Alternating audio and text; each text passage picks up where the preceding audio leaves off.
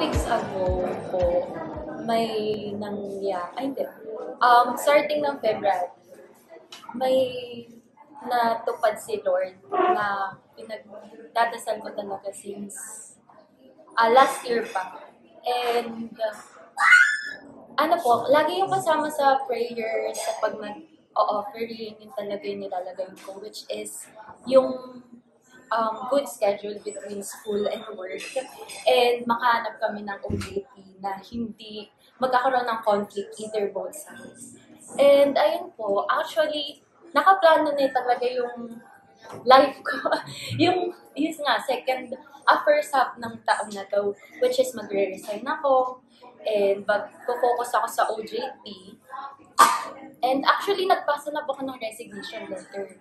And exactly 1 month, nagkaroon ng opening.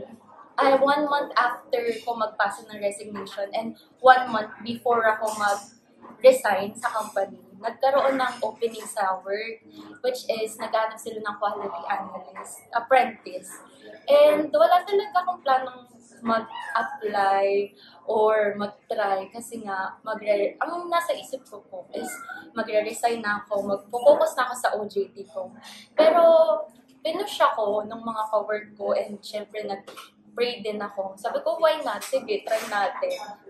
Tapos, exactly my birthday, which is yung assessment and interview, wala pang nangyari.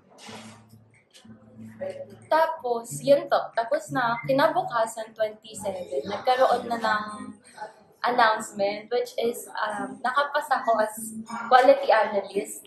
So, it's a promotion na hindi ko na-expect kasi nga, naplano na yung buhay ko, magre-resign ako. And yung prayer ko talaga doon is makahanap ng OJT at gusto ko rin mag-work at the same time. Ayun po, tapos hindi na-promote ako, so hindi muna pwede mag-resign. And yung sabi ko, OJT na lang yung pinoproblema ko, ano kayang gagawin ko? As in, sobrang, yun nga, yung plans ko is para sa akin lang, ako lang doon. Na-realize ko, parang ang blurry pala ng plans ko and medyo selfish. Nagpe-pray ako, pero ang nasa isip ko is gusto ko masunod yung plano ko, which is hindi yung inalaw ni Lord.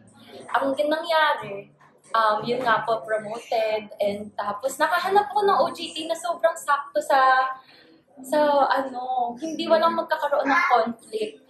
Yung OJT is work from home, sobrang bait nung may-ari ng travel agency. Ayun, kaya pag kinikwento ko rin po to sa mga ka-work ko, naiiyak ako. Sabi ko, ang bait ni Lord. Parang, hindi niya, yung plano natin, parang far beyond talaga dun sa gustong plan ni Lord para sa atin. Ayun lang. Hindi ako